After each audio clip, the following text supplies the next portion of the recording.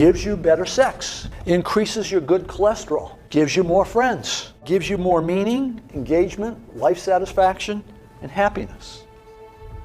If you have a purpose-driven life, it adds years to your life. You live longer. Let me share 2 stories with you. Story number 1, we're interviewing one of those school teachers. She says, the first year I taught was heaven. The second year I taught was hell. I had 5 boys that second year, and they were incorrigible. And there was one kid in particular. He was impossible. One day, this kid's in the doorway of the classroom, and he's kicking and moving his arms and making noises, and I lost it. She said, I'm ashamed to say these words. But I walked towards that kid with the intention of kicking him. Thank heavens he got up and ran away. I kept walking. I went to the principal's office. I said, this is it. It's him or me. And the principal took the kid out. She said, I felt terrible. So I went to my colleagues and poured my heart out. And they said to me, you are not the key to every door. And as she said those words, she burst into tears in the interview. And we waited a long time. And then she looked up and said, I hated that. Those words, you can't be the key to every door. She said, so I decided to become the key to every door.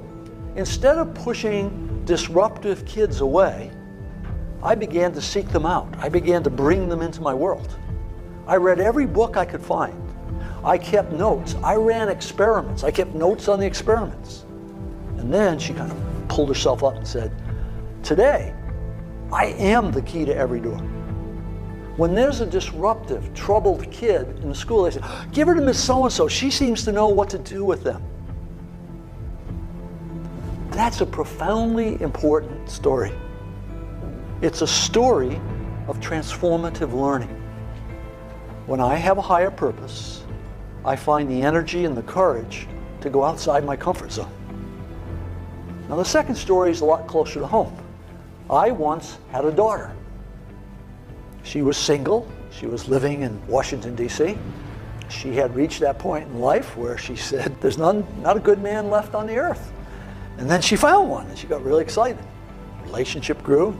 And then one day our phone rang. She's talking to her mother, and I know what's going on. This guy just dumped her. This daughter is the firstborn child. Many firstborn children share a common characteristic. If they're miserable, they want you to be miserable too. Okay? And she said, I'm coming home this weekend. I thought, oh, no. Her mother hangs up and says, you're the father, you go to the airport and pick her up. So next day I go pick her up. She gets in the car and she doesn't say, hello, how are you? She says, that no good, dirty, da-da-da-da-da. 5 minutes later, she takes a breath. And I said, are you problem solving or purpose finding? We're finally pulling in the driveway. She takes another breath. I say it again. She says, what are you talking about? And she said, this is the real world. I said, well, I think it applies to the real world. By then we're in the house. I pull out a sheet of paper out of my file, and it says, Robert Quinn, life statement. She looks at it, and then she grows kind of quiet. And she looks up and says, when you feel bad, you read this? I said, no. When I feel bad, I rewrite it. It's been rewritten hundreds of times. She said, yeah, I can hardly understand some of this stuff. I said, yeah, it's written to a customized audience, one person. Then the first miracle happened. She said, do you think I could write one of these? And I said, I'm sure you can. She went in the bedroom. For a day and a half, she worked on her life statement. The miracle was, I did not have to suffer during that day. Right? She got on the plane. She flew home to D.C. A couple days passed. I get an email. She said, he called me. Oh, this will be interesting. And she says, so I wrote him this letter. And I'm reading this letter that she's attached. It's incredibly vulnerable, open, honest. And then at the bottom it says, and my roommate said I can't give this to him. Now that's an interesting thing. Why can't we give this letter to this guy? You don't tell some guy that dumped you that, here's how you feel. And then she said, what my roommates don't understand is that what he thinks doesn't matter. Whoa, wait a minute.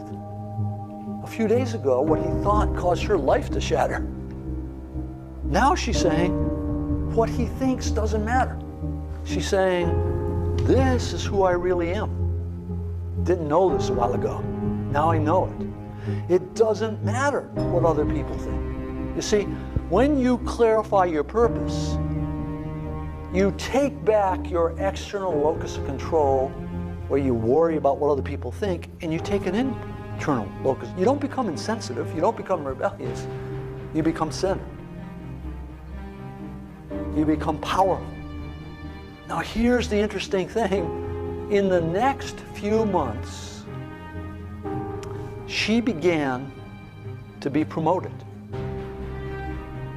Her career turned. Why? This was a dating breakup. Why is her career taking off?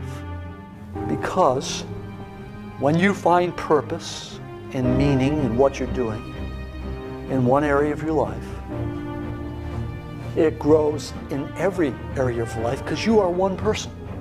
That company had a woman coming in with the same dresses on, body looked the same, but it wasn't the same employee. This was a woman now full of leadership for the first time. When someone has that meaning and that integrity, things start to change. The research says when you give up self-interested goals, where most of us are most of the time, and you take on contributive goals, you function differently. The biology changes, the thought process changes.